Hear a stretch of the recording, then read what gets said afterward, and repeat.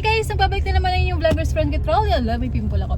And for today's video, today is our anniversary. First year namin dito sa US guys. Actually, July 7 kami umalis sa Philippines. July 7 din kami dumating dito sa US. So ayan, as a celebration, dito tayo sa Texas Roadhouse. Kasi ito yung, ito yung binigay sa amin ng ni Chel, yung agent namin guys, dun sa bahay. So ayan, galing kaming work, pareho mag-asawa guys. So ayan, tingnan natin.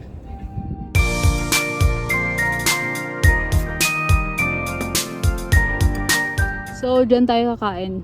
Texas Roadhouse. Ito yung binigay niyang ang tawag dito, card. Credit card. So tingnan natin kung magkano ang aming makakain. Magkano? Pero mura naman dito. Oh, okay naman din. Most likely mga 70 lang. Yes, affordable naman kasi dito sa Texas Roadhouse. Na ilang times na rin kaming kumain dito.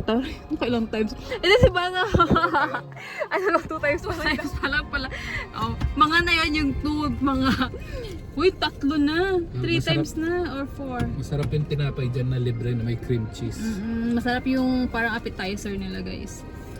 May ganito ba sa Pilipinas? Texas Roadhouse? Meron. Oh, meron man pala. Alam nyo na yan kung ano yung lasa. So, samahan nyo kami sa aming celebration. Walang kaayos-ayos muna guys. Pasensyahan nyo na kasi pagod the tragedy. Galing na kami sa bahay. After work, pumunta kami sa bahay. Nagbaba ulit kami. So, ngayon, isang beses na kami magbababa kasi gabi na.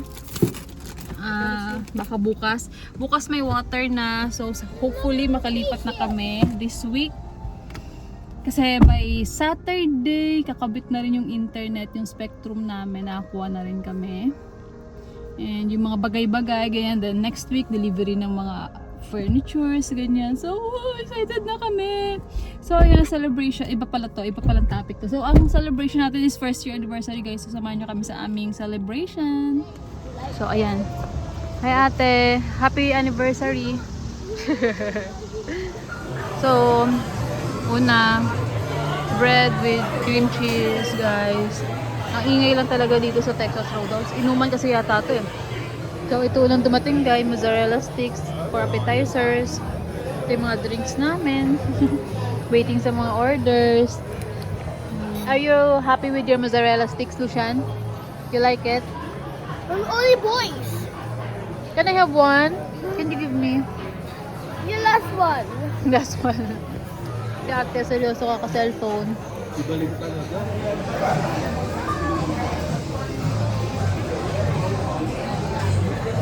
Ito naman kay Ate Baleng, french fries guys. Happy siya! Yeah.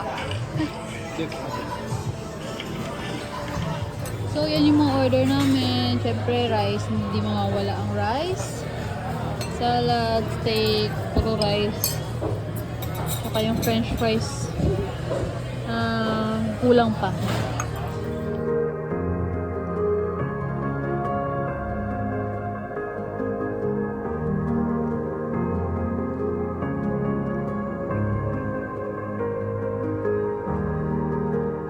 Guys, July 8, hahakot pa din kami. Every afternoon, may mga duty kasi kami ngayon. So, every afternoon, ayan, hakot-hakot. Hindi namin mapuno-puno kasi yung mga malalaki, iniwan na muna namin para i-U-haul na lang namin ng sabay-sabay, guys. Hi guys, first meal namin dito sa bahay. Kasi may water na. Today is July 8, 2025.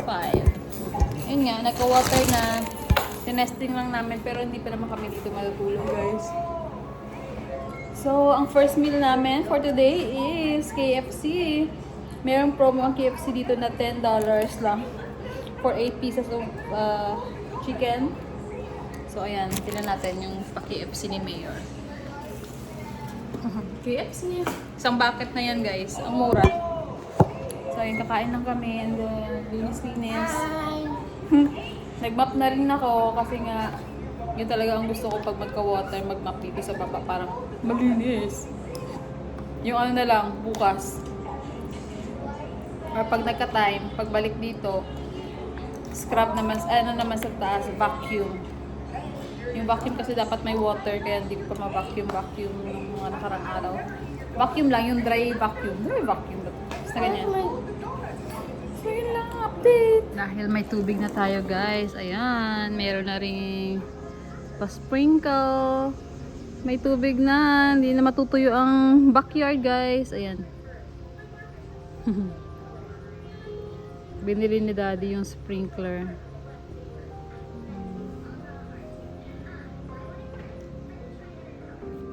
Nagahayahay siya. Seryoso. Seryoso ka dyan, daddy?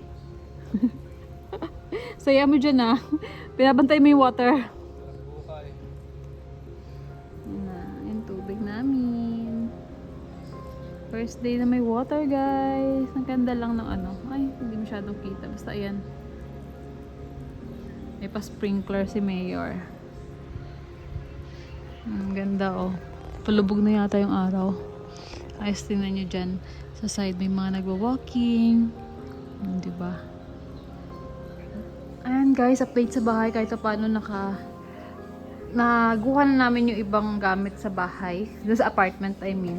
So, ayan, tingnan nyo yung ref. Yan. In fairness, mukha lang siya madami. Pero yan yung mga laman ng sa ref namin doon sa apartment. Mukha lang siyang marami, pero di naman ganoon karami. Ewan ko bakit ganyan. Feeling ko masikip siya. Kaya hindi ko rin masisisi yung iba. Bumibili sila ng fridge, yung ano lang, yung chest fridge pa tawag doon. Basta yung maliit na fridge para sa mga colds nila, sa mga meats nila, ganyan. Kasi ito, wala pa rin laman. Syempre, yan pa rin yung laman ng ano namin guys. Yung previous sa apartment. Ayan, gawing luto. Kagaling ko lang sa work. 6:37 PM na guys. Madaming hugasin. Ito na yung bagong dishwasher namin. Kagabi, hindi ko alam kung paano paganahin to. Ayun, nag-YouTube lang. Ayun, gumana naman siya. Ayan yung basurahan namin. Ayan yung binili naming wet vacuum. Nag-vacuum na lang ako. Tingnan natin mamaya. Ganyan. Tapos ito yung pantry. Galing din yan sa ano guys. Doon sa apartment. Hindi namin alam na may mga laman pala yung apartment namin. In fairness, kahit paano may laman na siya, pero antay natin mag-grocery na kami. Ito, nakakatuwa lang. Hindi na namin masyadong nami-miss yung mga sinigang mix kasi meron dito sa mga Asian grocery dito, madami. Tapos, tingnan nyo to. Walang ilaw dito sa pantry. Yan, yung mga pork cubes namin, chicken cubes, tsaka beef cubes. Mga kalamansi, ganyan. Tapos, feeling ko, matagal-tagal kami bago mawalan. Siyempre, yung kopi ko.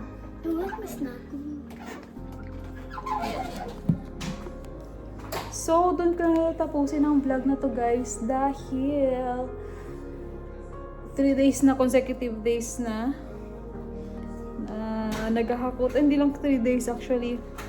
Duty pa ako from nung Monday. Yeah, 3 days consecutive na akong duty. Ito yung 3rd day na kaka-duty ko lang and nakakapagod kasi after duty, diretso kami dito sa bahay para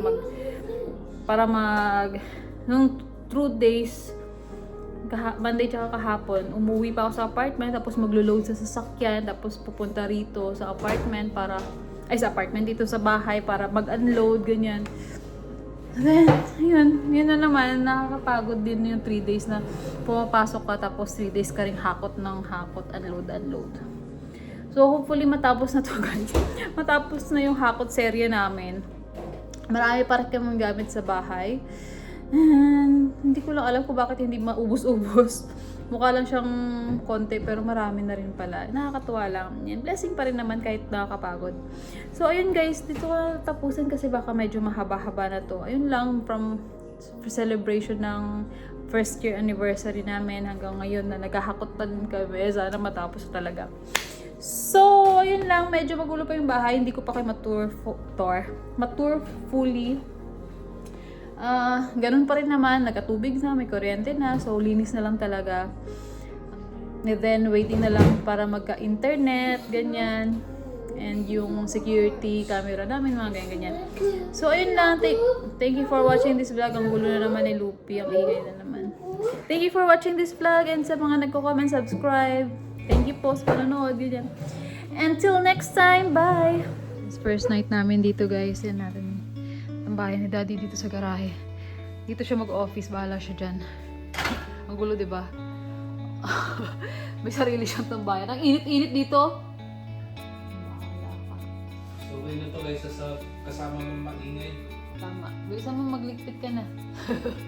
Pagkulit ng tambayan niya, no? Bodega. Bodega.